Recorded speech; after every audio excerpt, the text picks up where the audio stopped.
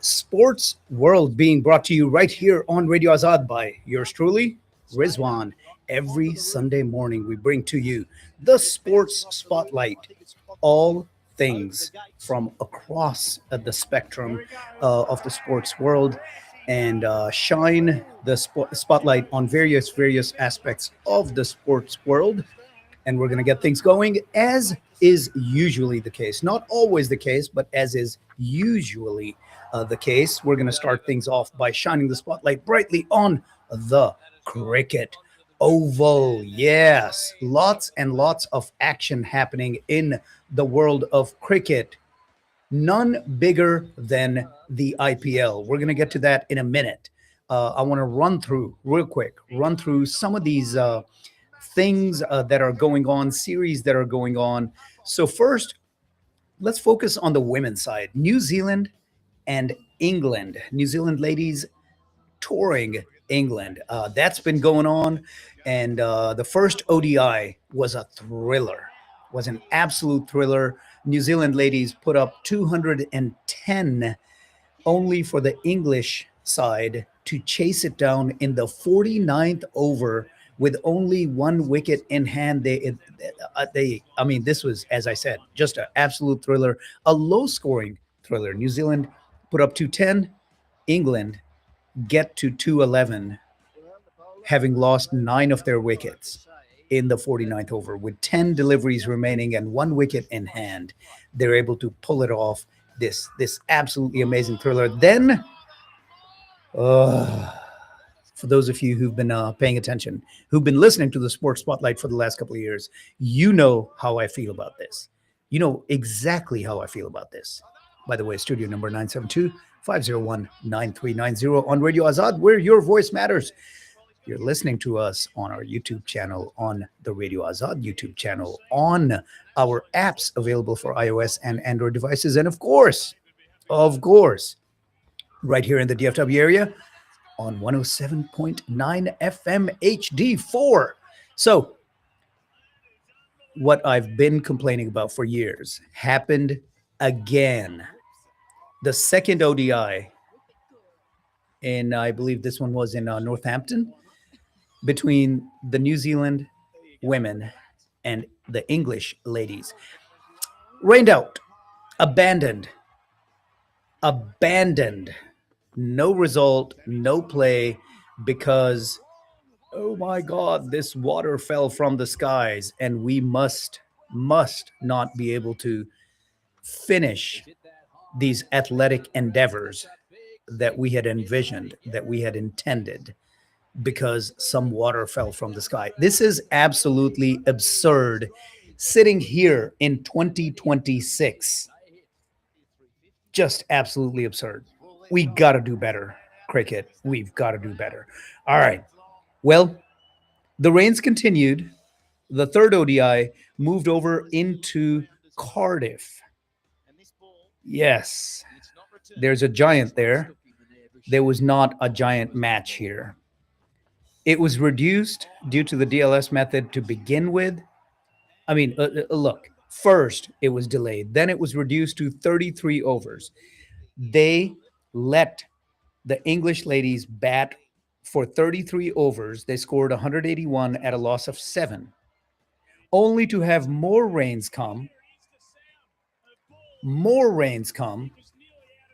and New Zealand ladies started to bat, and there were delays, and they were, I think, at one point, they were the last delay. They were sitting at 141 at a loss of 4 when the final rains came, and the DLS method retroactively applied. And even though they were chasing 182 in 33 overs, they ended up winning the match at 141 at a loss of 4 by 17 runs due to the DLS method. Come on, man. Play the games. You know, play the games. What did Herm Edwards say? You play to win the game. Except when it comes to cricket, you play completely at I mean, you're left to the devices of the weather. I mean, just it's ridiculous. So that's where we are. New Zealand wins one, there's no result in the other, and England wins the other. So a three ODI series is now tied as a final result because of a little water from the skies. Come on, man.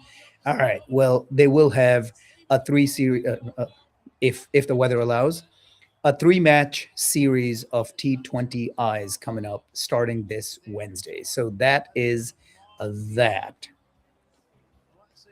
More ladies cricket? Yeah. Let's have it. Zimbabwe women touring Pakistan. And boy, oh boy, look, I mean, Zimbabwe is an up and coming cricket nation, especially on the women's side. I mean, both the men's side as well is a considered a minnow compared to the permanent members and the old guard. But the Zimbabwe ladies, kudos to them. They're venturing out on this tour of Pakistan, but absolutely getting destroyed in some of these uh, athletic endeavors here, right? So Pakistan in the first one put up 330 at a loss of five, only to get Zimbabwe all done. Chasing a target of 331, they were all out at 162. Pakistan women winning by 168 runs. The second one was even worse.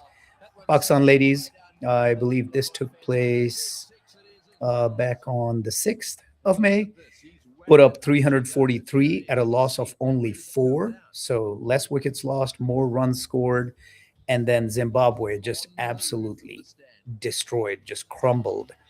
They were only able to bat 39 overs before they were all out, all done, all out at 137. Pakistan women win by 206. The third match, Zimbabwe finally got to bat first, and they put up a respectable 222 at a loss of nine, only to have the Pakistani ladies chase it down so easily.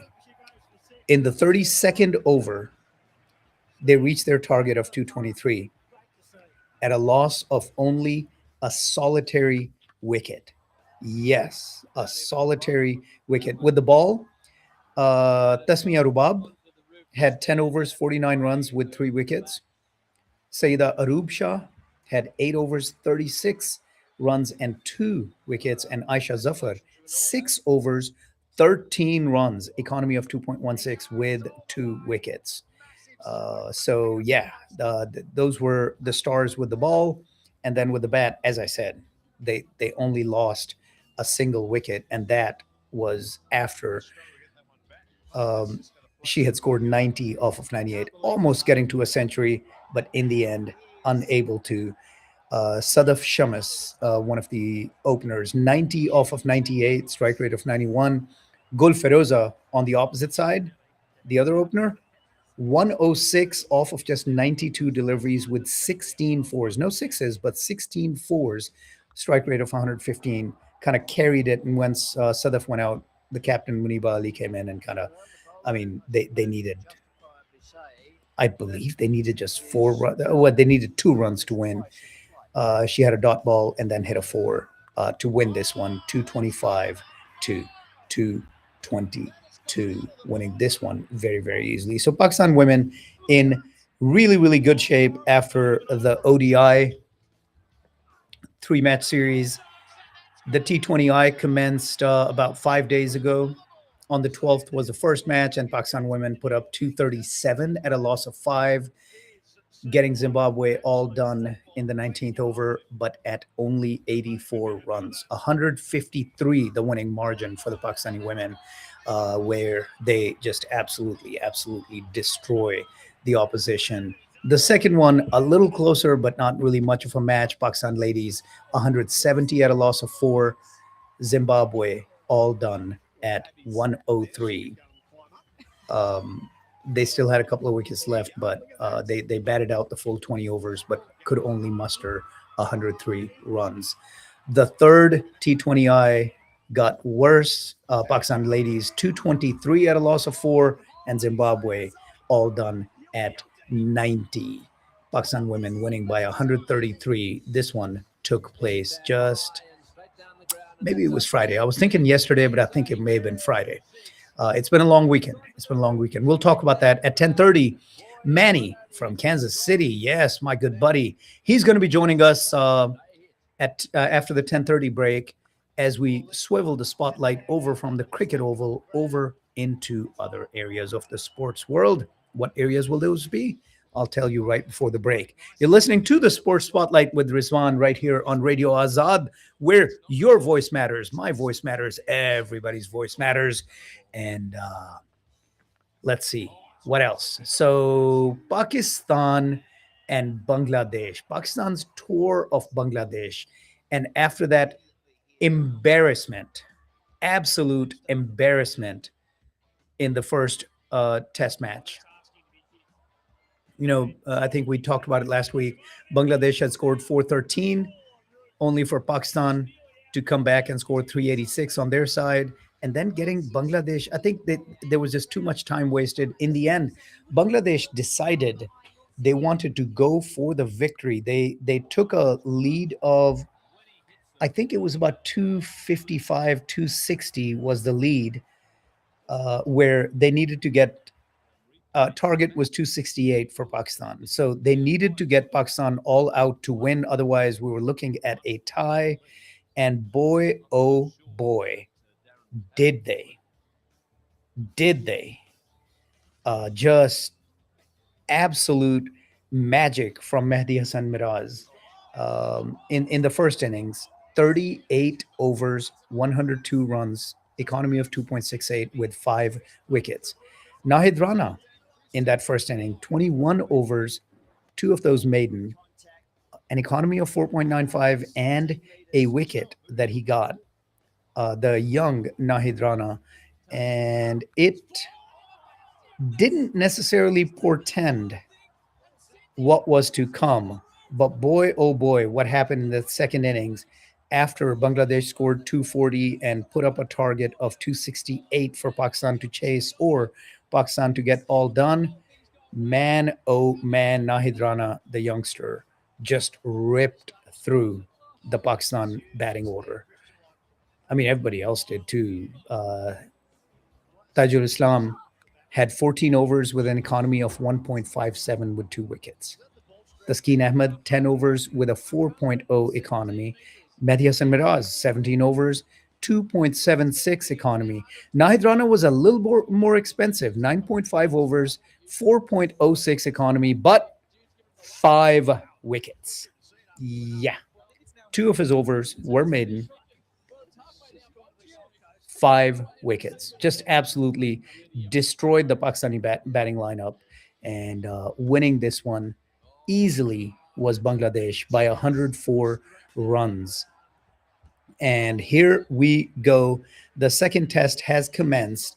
And this one, oof, Bangladesh,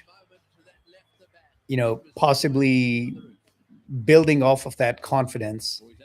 They batted first and put up on the strength of Lytton Das's the wicket keeper's century, 126 off of just 159, strike rate of 79 with 16 fours and 2 6s.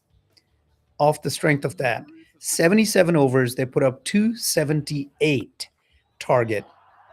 Khurram Shahzad had 4 wickets, Mohammad Abbas 3 more wickets, Hassan Ali, Shansha Afridi was dropped for this, and of course, um, Babar Azam making his comeback in this one, but doesn't appear.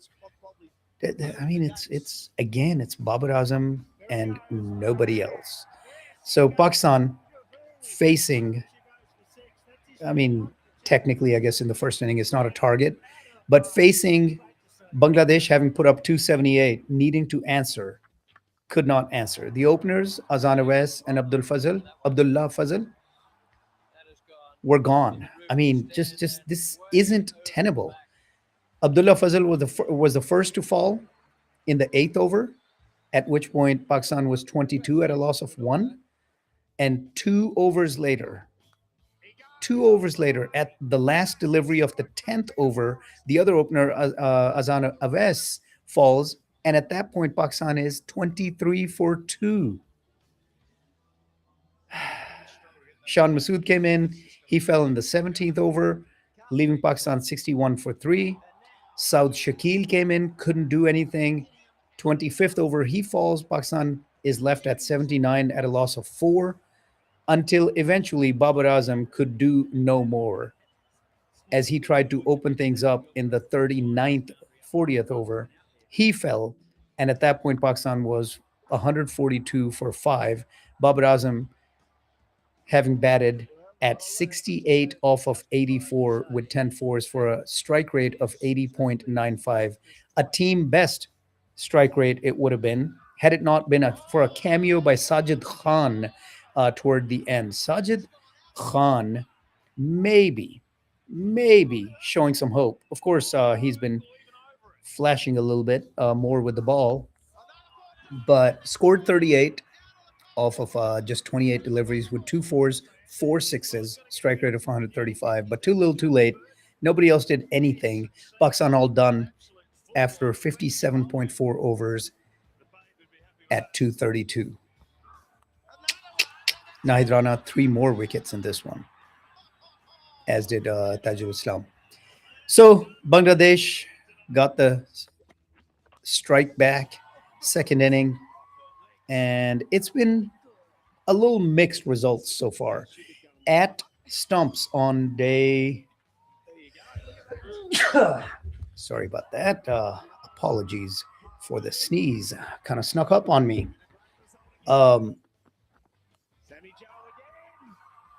At the day 2 stumps, Bangladesh leads by 156,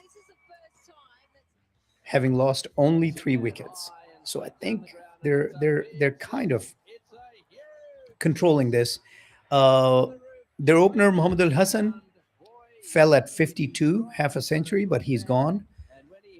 Tanzid Hassan, the other opener, he was gone after scoring only 4. Momin ul Haq, who came in, scored 30 off of 60, but he's gone now. So he was the last wicket to fall. So the captain, Najmul Hussain Shanto, is batting at 13 off of 32, strike rate of 40.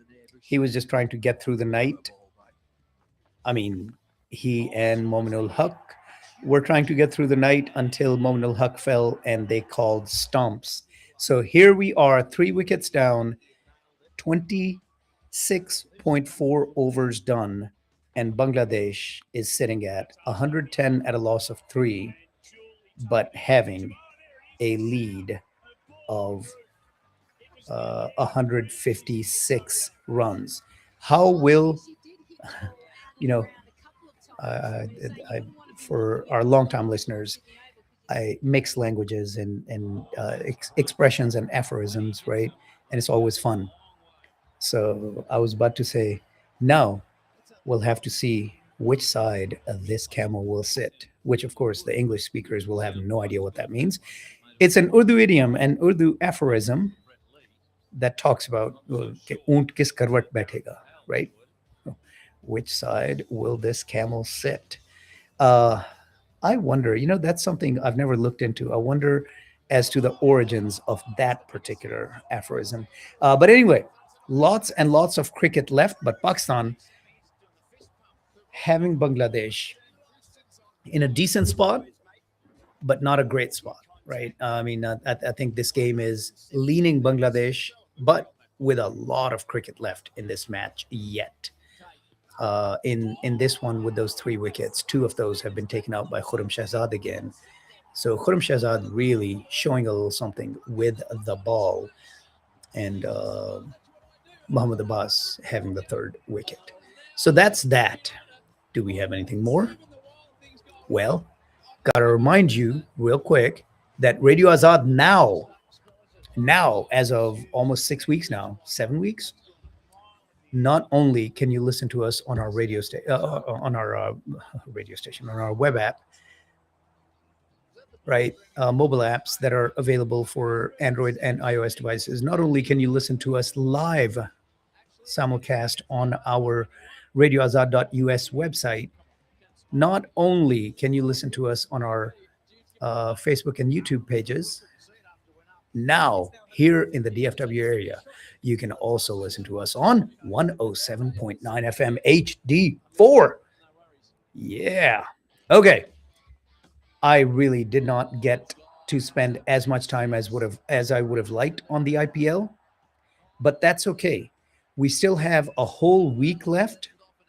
Next Sunday, next Sunday are the last two regular season matches of the IPL, as the first qualifier is going to be on Tuesday, May the 26th. So next Sunday, we're going to dedicate some time to the IPL. Right now, I'm going to run through where the table stands. We talked about how tightly bunched the table was. Well, RCB RCB has kind of separated themselves a little bit, not too much, but a little bit. They're sitting in first place, sole possession of first place at 18 points. After 13 matches, they are 9-4. They've gotten results on every single one of them. Luckily, in the IPL, only one match has been rained out, and that was between Punjab Kings and KKR. We talked about it last week, where KKR would have been right in the thick of, actually would be in fourth spot had they been able to play and win that game. They'd be in fourth spot with 13 points, because Punjab Kings, who are sitting at 6-6 with 13 points with that one no result of 1 point, they would be at 12 and in fifth or sixth spot, and KKR would be sitting in fourth spot, squeaking into the playoffs as of the current standings. So yeah, it matters, man. Play the games. Play the games. Like, come on, play the games. But yeah, RCB sitting at the top with 18. Gujarat Titans sitting in second spot with 16, 8-5 in their 13 games. Sunrisers of Hyderabad, they are in third place with 14 points, 7 victories. And in fourth spot are those Punjab Kings, 13 matches, 6-6 with one no result, 13 points, sitting 1 point ahead of the fifth and sixth spots, Rajasthan Royals and CSK, who are both sitting at 12 points. Chennai Super Kings, 12 points with 6 victories each. Now, Rajasthan Royals have only played 11 matches. Everybody else is at least 12, if not 13. So they've got some room to maneuver, to move, right? They might be able to do something here, but let's see. A lot more IPL coming up next week, a lot more sports coming up in just a few minutes as we break away for a short break. We'll be right back with more Sports Spotlight with your host, Rizwan, right here on Radio Azad.